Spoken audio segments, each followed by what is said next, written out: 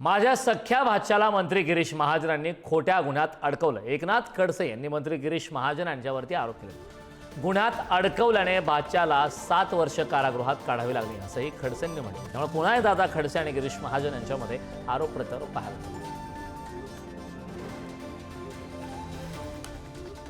खडसे खूप आता उद्दंड अवस्थेत आहेत। त्यांची मानसिक स्थिती काही बिचाराची ठीक नाही। आपण बघतायत त्यांच्या हातामध्ये काही राहिलेलं नाही।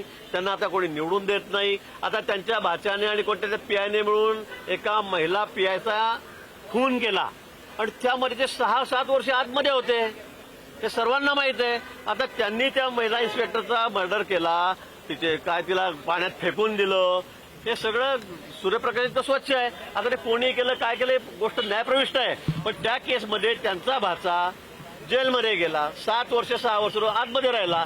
आता याचा आरोप ते माझ्यावर करतील तर मला वाटतं खडसेंचं थोडंसं त्याचं डोकं तपासण्याची वेळ आता आलेली आहे। सख्खा भाचा एवढं सांगितलं पुरेसं आहे। कोणी अडकवलं त्यांना?